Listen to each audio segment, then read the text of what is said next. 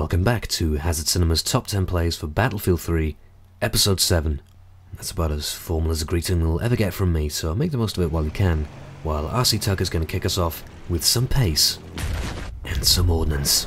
Sacrificed his own form of transport in order to destroy an enemy battle tank.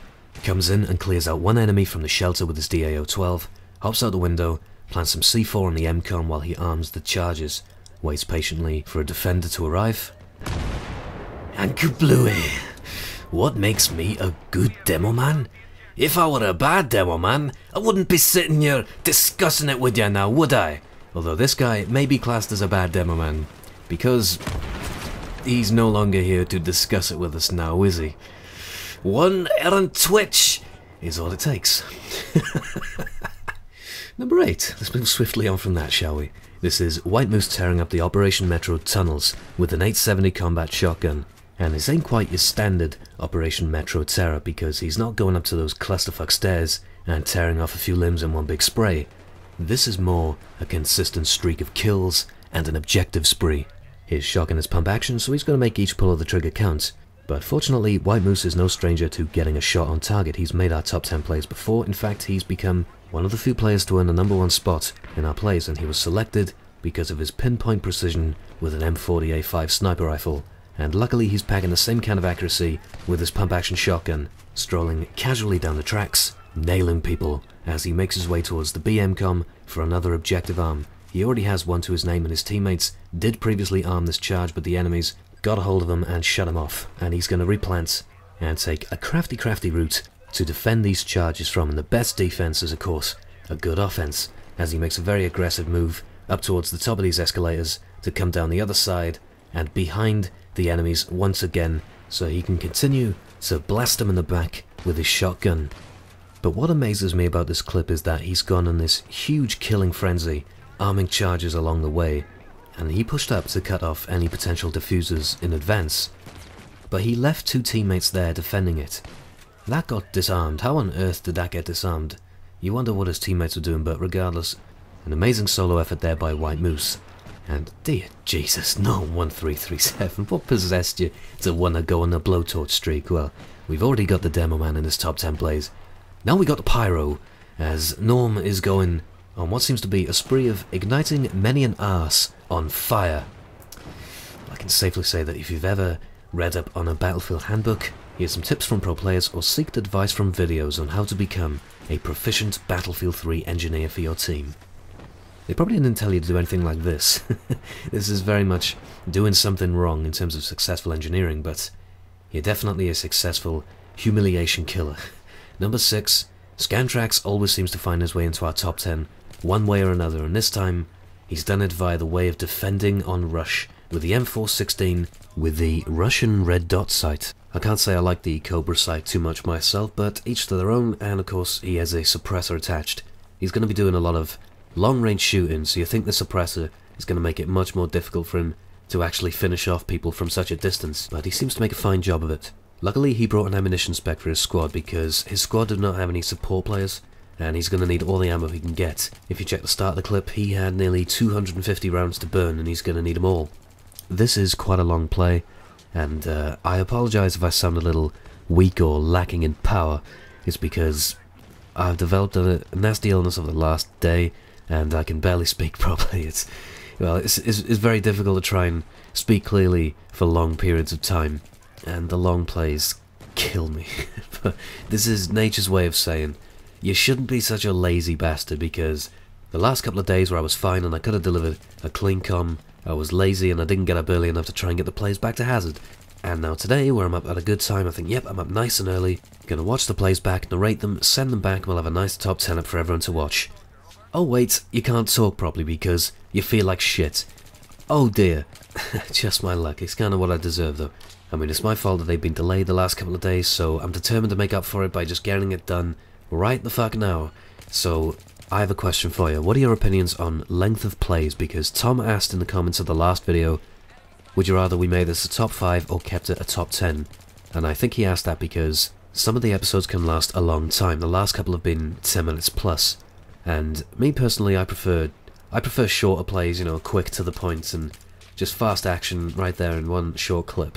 And well, it would definitely be easy for me as the commentator. Obviously, like, I'm struggling right now. We're only halfway through this one, but yeah, Scantrax's play finally came to an end. Racked up 17 kills, and really making good use of his 250 odd rounds in the M416 there. Number 5, Trolfnask is chopper gunning, and his responsibilities are to kill not only the enemy infantry but also the enemy aircraft. Destroys that enemy chopper with the guided missile, getting a double kill on the pilot and the gunner. He's now spotted another chopper, starts gunning it down, cuts right through it with another double kill on the pilot and passenger, spots a tank, can't quite get the finishing shots on it there. The pilot's going to do a turnaround. He still wants to try and shoot this tank, but the pilot has spotted another tank on the left, and he started gunning it, and now he's told the gunner to start putting some shots on it. Blows it up, gets another double kill, with 3 vehicles down so far. Now it's time to catch up on those guys from earlier. They think they got away, but you're never going to outrun the Viper. Look left, look right, look left again, then look up in the sky for attack helicopters, and if all is clear, then cross the road. As that man got wiped out on the ground along with that last tank, which was destroyed by the guided missile. That's 4 vehicles in total, 2 tanks, 2 helicopters, and some infantry. I really like that clip. Credit the pilot as well as the gunner. And number 4, HDNDK, playing some Rush on the PlayStation 3. He's attacking the final base, and he has a bomb to plant, a building to clear, and some vehicles to destroy. Let's see how he gets on.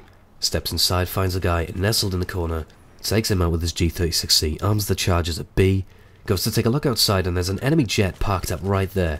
2 guys are infatuated by it. One gets shot while the other hops in. There's nothing can be done about that guy now, because there's more to worry about now on his right hand side with the tank inbound too. So he hops back inside, takes another look at the bomb, and the enemy's got a sneaky disarm while he was outside. So he finds the diffuser, kills him, and rearms the charge one last time. They've got 11 tickets left to try and win this game with. Goes to take another look outside towards where that tank was. Here it comes on his left, gets 1 kill, backs away a little bit. He doesn't want to be seen and blasted out of the building, but the tank isn't focused on him yet, so he takes a chance, locks on, and fires, destroying the tank and getting him a double kill. 2 more enemies coming in from behind where that tank was. He spotted them, burst fires, nails them both to the ground, and that is just about going to do it, and see the match won for him and his team. Good play towards the end of the game there by HDNDK. Number 3, oh, I can actually say it this time because he is playing Recon, so here he is. Sergeant Enigma, the aggressive Recon. I sound so fucking weak. Big moment ruined, huh? Well, yeah, damn it.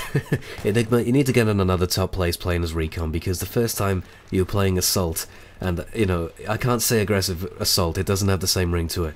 And this time, I can't speak properly, so I can't give you your introduction. That's a damn shame, but yeah, you're gonna have to get in another top 10 plays when I can speak and you're playing Recon. But he's playing some No-Shot Canals deathmatch with an L96 with an ACOG scope, doing what he does best, giving it some ooh-la-la with the bolt actions up close. Here's number 7, crosses the tracks and makes it number 8, gets number 9 with a hip fire, drops down, pulls out the G18 suppressed, gets 1, reloads, looks to his left, gets another, and that's going to round off a very nice, fast, exciting clip from Sarge. Quick, snappy, and with some flair. That's my kind of play. And the Sentinel, I've never seen this before. You see where he shot that RPG? I was thinking to myself the first time I watched this, how were their enemies getting up to that balcony? And then it occurred to me, this is Battlefield 3, you dull bastard. And this is Destruction whatever .0 it is on Frostbite whatever .0 engine it is. And a damaged building will drop debris, and that is exactly what Sentinel is making use of here in what looks like the Death Alley of Grand Bazaar. Central flag here, total clusterfuck, and the Sentinel is making really clever use of his RPGs. This is a really good tactic, and I can barely say this is a fluke, because he kills 8 people with debris collapsing on them from this streak. Only in Battlefield 3? I think so. You won't see anything like that anywhere else, and on a similar note, you won't see this anywhere else.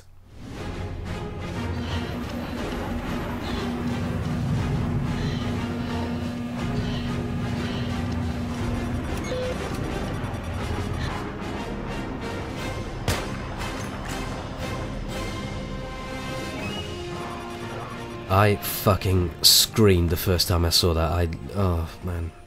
Same guy who did Rendezvous, just went one better. What's going to be next? Lads, for the plays, let's keep them fast, let's keep them snappy, let's give them some flair.